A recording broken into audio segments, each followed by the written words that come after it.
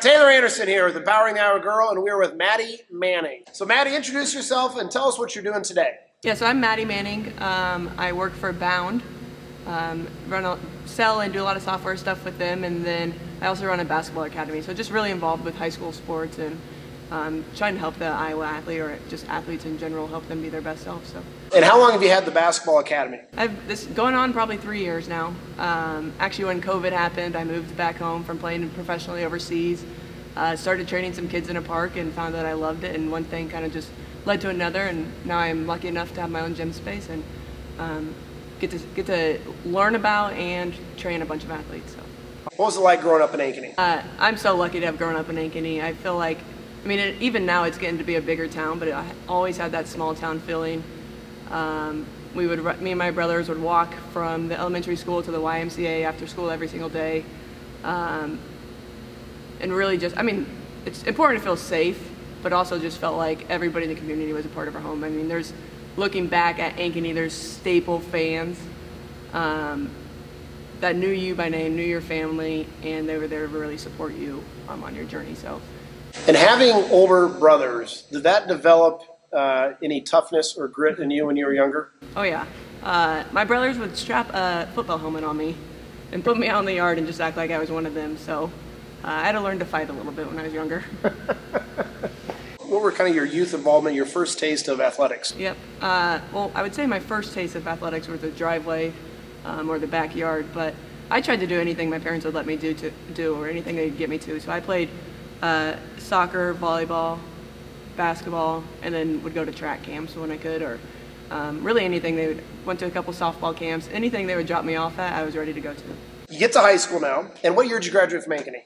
2012. 2012. Okay, so that would have been before the split, 2013 the split, I think? Yep. So the second to last year of Ankeny. Yep. So describe that multi-sport experience. What all did you participate in? And then we'll kind of dive into some of those individually. What all did you participate in at Ankeny? Yeah, in Ankeny, at the high school level, I participated in volleyball, basketball, and track. I absolutely loved being a multi-sport athlete. Basketball obviously was my one sport that I played all year round. But for those couple months that it was volleyball season, and it kind of let me unplug really from maybe the pressures or the severity of, or what word am I looking for? Yes. I don't know, basketball was my big thing. Yep. I knew I was going to go play collegiately. So just being able to unplug from that and go on a volleyball court, and quite honestly, my parents didn't know anything about volleyball, so being able to go home and not rehash a game, it was just fun. I'm lucky to be able to say, and even nowadays when I train kids, I say, if you want to play another sport, you can do it by all means. How did that help you in terms of, obviously, different skill set, but you're still an athlete in all those different sports, but competing, competition, pressure. How did having track and volleyball help you as basketball? How did it help you deal with pressure? Yeah, I think, in so many different ways, or in so many different scenarios through those different sports. Track is, or at least the stuff I competed in track was an individual sport for me. So not being able to look over to your left or your right and know you have teammates there, you just got to go out and run, or you got to go out and jump. At the end of the day, if you don't win, it's you, right? Yep. At the end of the day, in a basketball game or a volleyball game, it's a little different. And then volleyball, I think the biggest thing was Dave Wims was my high school coach, and he taught me so much about leadership, about competing, and all those girls. We had a couple that played basketball as well, but just being introduced to different teammates and being able to learn from different people. It's a totally different sport. And when you think about Wims, how did he handle the multi-sport athlete? Was that, and even in Coach DeYoung with basketball, being a multi-sport athlete, when you are in that role, how did you balance basketball, volleyball, crossover? Yeah, I think having coaches that supported it was the biggest thing. I never felt pressure to, when it was volleyball season from Coach DeYoung, to be at all my basketball stuff, and vice versa. I think they wanted me to succeed. They wanted to see me be the best on those 2 months or 3 months of volleyball that I could be. And they'd go watch our games, and to see that your coach, and obviously a coach wants you to be the best they can for their sport. Mm-hmm. But when you look up in the stands at a volleyball game and Coach DeYoung is there, or vice versa, it really takes away all the pressure. And how did those years go? I mean, volleyball, basketball, track. How'd you guys do on the winning side? We won a lot of games. I would have liked to win a couple more. Yes. Volleyball, we actually won a few state championships. Basketball won a lot of games. Came up a little short on state championships. Yep. And then same thing with track. I was able to compete at state every year I did track. So. When did the recruiting process really become something that was serious? When did you really think, okay, you knew you wanted to play basketball, but when did that become realistic? Yeah, I always tell people, I just wanted to go out and compete the next game. Mm-hmm. And then all of a sudden people started calling our phones or calling our coaches, and I really had no idea. I mean, it went way over my head where I could have went and played college basketball. But I think that's kind of the cool thing is, you know, the college recruiting journey can be really fun if you let it. It can be a lot of pressure and honestly kind of a hassle if you also let it that way. So my coaches, again, Coach Young, because I was being recruited in basketball, and Wims would have done it for me if I would have told them I wanted to do volleyball. But they took a lot of that first wave for me and kind of put things into perspective when I had to make those decisions, because you do. Mm-hmm. And was there 3 or 4 you narrowed it down to? Yeah, actually, so I went to the University of Oklahoma, and they were one of the first big ones that came on board. Mm-hmm. And they were my first visit I ever went on, and I absolutely loved it down there. I mean, it was big time, but the people were awesome. Every single girl on the team came up and introduced themselves. All the coaches, I mean, it truly felt like family. So that was my first experience. I did go on a couple other visits after that, but I committed within 8 months of starting to be recruited. I mean, I knew that they were a storied program, that they were going to win a lot of games and help me develop into a young woman. So. All right, so we get through the high school era, and now we're on to college.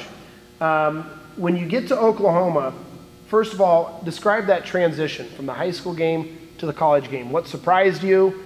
What did you not expect? Or was there anything you found easier than you anticipated? What was that transition like? Yeah, I feel like I had a pretty smooth transition as far as getting on the court and competing. There is definitely a difference. I mean, you're playing against all the best athletes from every individual state, right? Mm-hmm. So there is a difference of speed of game. Ironically, the best thing we did in high school was defense, and that's always the area where kids struggle a little bit when they get to to college, and that's mostly just because of the speed of the game. Things are just moving faster. And so as you get to Oklahoma, that freshman year, when did you start seeing some varsity reps? Yeah, so after 3 games, we actually went to Hawaii. I was starting. I got the privilege of starting for 3 games in our Hawaii tournament. We had lost a game that we probably shouldn't have lost right before we took off, and we went down there and our coach scheduled us practice every single day at a high school gym that had no air conditioning, and it really reminded me of, coming back to Ankeny, let's just get in a gym and let's just compete. And that's where I was able to stop thinking so much and just, showcase what I could do and how I could help our team win. So I was rewarded with starting. So I started 3 games, came back from Hawaii, and actually got injured. And tell us what happened with that first injury. So came back from Hawaii, we were at practice, going up for a rebound, got my foot caught, and tore my ACL. And so that ACL, your freshman year, obviously surgery right away. How was the process coming back from that? Because you'd never really had a major injury in high school, correct? Correct. So describe to us how the adversity you played with in your mind. How do you mentally get through that? You're a freshman, you're away from home for the first time, and you have a major injury. How did you work through that? I think it's knowing what's on the other end. The rehab was awful, and it breaks my heart every time I see an injury on TV still, because I know what they're going to have to do to get to the other side. It's every single day, and being a freshman athlete, your hours in a court already is expanded, right? When you get injured, now you're showing up 3 hours early, 2 hours early to practice, and expected, rightfully so, to be at practice and do everything the team's still doing. So you just add on, it's like a whole backpack full of extra work that you're already trying to figure out. And so the rehab goes pretty well, and your sophomore season then, do you come back fresh at the beginning of that year, or when were you able to fully compete again? So within 6 months, maybe not the best idea, but I truthfully was never afraid when I got back on the court. Our coach even says I was diving. The first play we were back on the court, I dove for a ball, and everybody in the gym kind of freaked out. And I was like, I've been waiting 6 months for this. I was ready to go. So I competed all summer with our team, and then actually at our preseason scrimmage, came down the court, did a move I've done a million times, and ended up tearing my other ACL. So just get back sophomore season, and now the other ACL. Correct. 11 months later. 785 days. I sat out. Wow. How is this different now? I mean, you just done this. You saw the other side. You came through, and now, bam, you get hit again. Describe how you had to work through that process. The hardest part was knowing what was coming. I never once thought about quitting. I knew I wanted to get back on the court. I truthfully didn't know anything else. If I couldn't compete in some sport or some aspect, I don't know, my mind could just never go there. So just knowing what I was going to have to do every single day for those 6-7 months to get back was heartbreaking. It was hard to take for a long time. But at the end of the day, if you want to get to the other side, that's what you have to do. So. When you think back on those two injuries, back-to-back, freshman, sophomore year, what advice would you give a high school kid, even a college kid, or somebody listening to this, that what's something that they can hold on to that you learned from that experience to grab onto to help motivate you through that? My biggest thing would be, honestly, is to know your body. First of all, know that you can make it back. I mean, people make it back from crazy injuries, and don't let your mind go there, because there's plenty of people that are going to help you. But also my advice is always know your body. If something doesn't feel right, it's okay to speak up, say something, get it figured out before it does become a 6-month process. Yep. So, yeah. So that's in the rearview mirror now. Freshman, sophomore year. How's that junior season start off? How does that go? Junior season was tough. That was probably the toughest year I had on the basketball court in my whole entire life. I had a great, again, when I came back, I had a great summer. I was leading our team on the court every day. I was a starting point guard for University of Oklahoma. Get back, and my knee just didn't respond right. So didn't see a lot of minutes early on, because you can't hold back a team, which is totally right. But I had never been in those shoes before.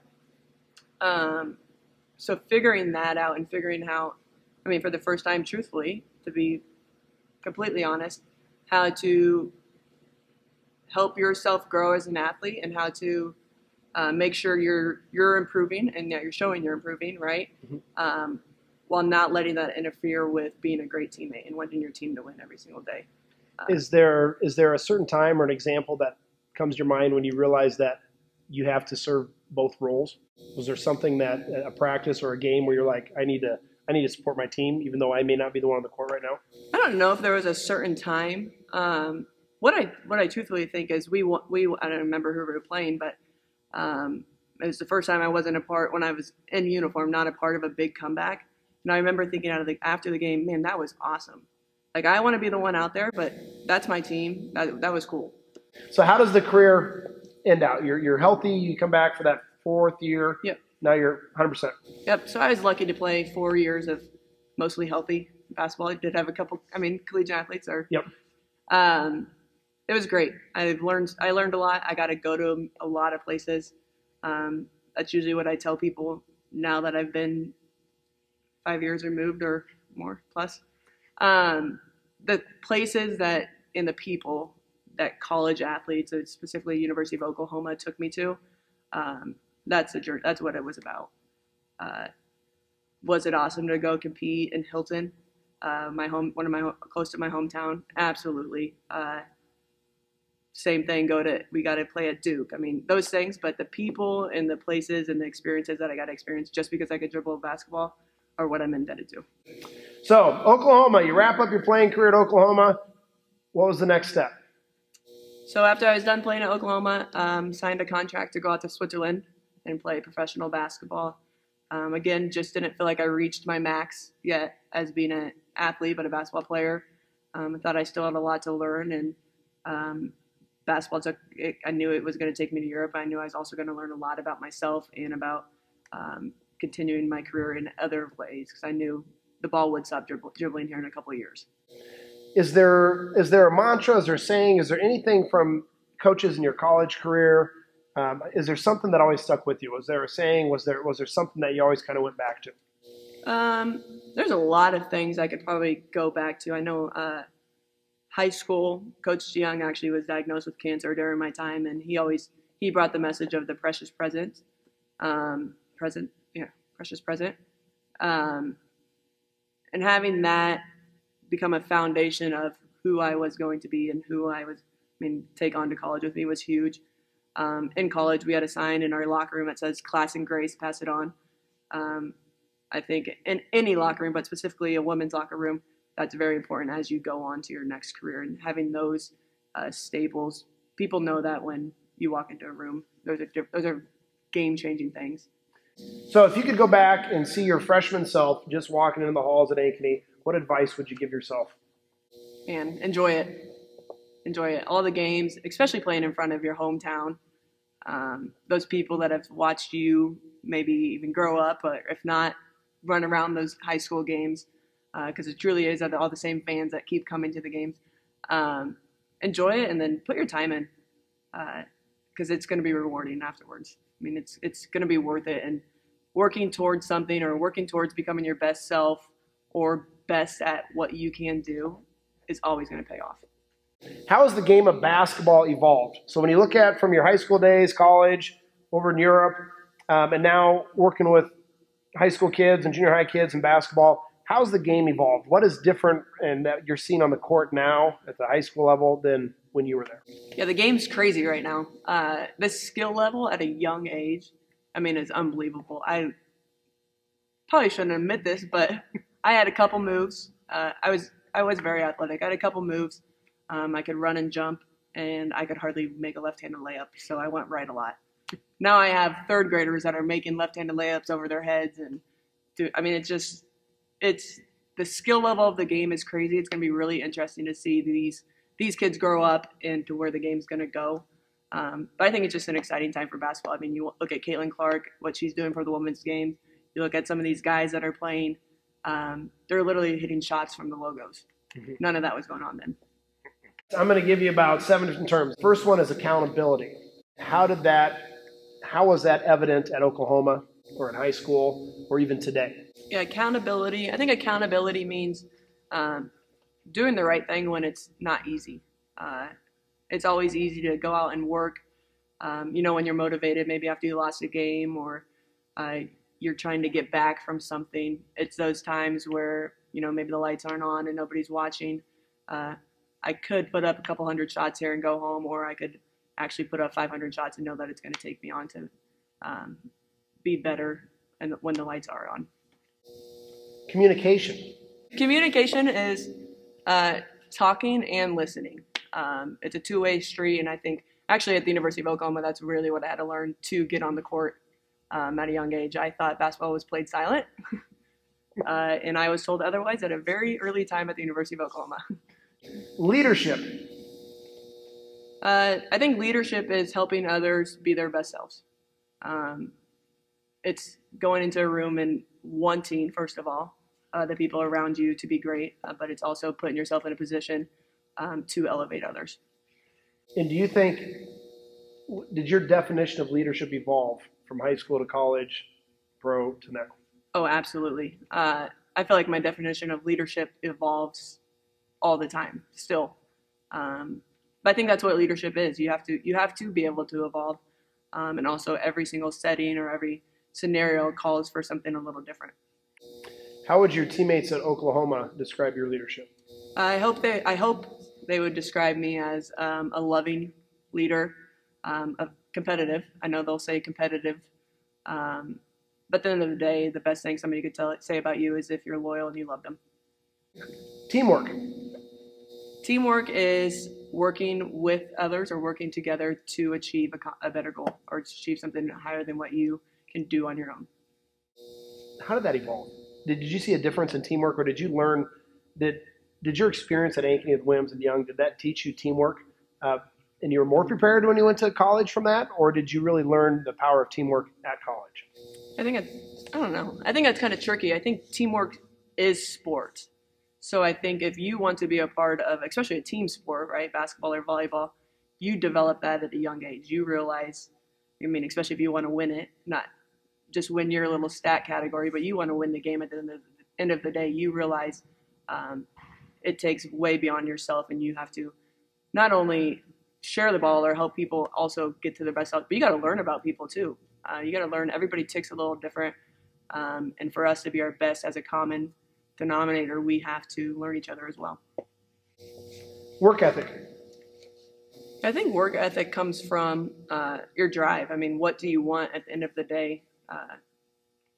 What do you want people to say about you, and what do you want your life to look like, right? So if somebody's struggling with a little bit, I think everybody wants to succeed. Everybody wants to be their best selves. Where that gets lost is in the work we're willing to put into it. So I think the thing you have to do, even with kids I train, is find where that gap is and give them a why. For me, a lot of the times it was I just want to win. So what's it going to take? Culture. Culture is everything. I don't know that there's ever been a great team with very bad or poor culture in the locker room. That's what I would say culture is. Culture is that feel in the locker room. When you're not on the court, how does everybody around you feel? What's one or two things that you felt you did well to help the culture in high school and or college? I think to help the culture, I mean, mostly things I did were hold people and myself accountable at a high level and kind of protect the sacred of the dream that we all had to go on and do big things as a team. Sometimes that's uncomfortable, and sometimes that's also just getting in the locker room and laughing with people. What's your message to parents? And even from your perspective now with working individual, but what's your message to parents? My message to parents is it's not your journey. You get to be a part of it, and that's one of my favorite things is every time I looked up from a big moment in a game, my family was there.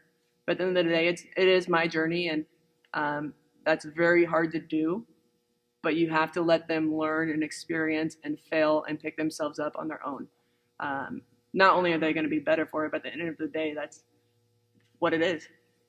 Well, who are your role models growing up? Did you always have a role model? What value did role models play in your career? Yeah, I always had somebody to look up to and somebody to kind of chase. Really, I think role models are who we're chasing, who we want to look like. So I was fortunate when I was in second grade. The basketball team at Ankeny, they were a four-peat team.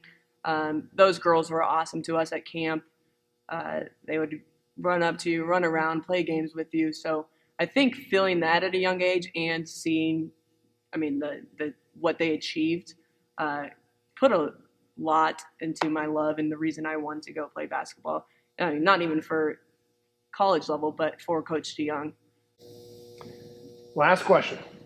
What does it mean to be an Iowa girl? I think being an Iowa girl means you're strong, you're determined, you go after what you want, and you have class and grace. I mean, there's a certain way that we're raised in Iowa, and to be a woman and to be able to express that and show that is awesome.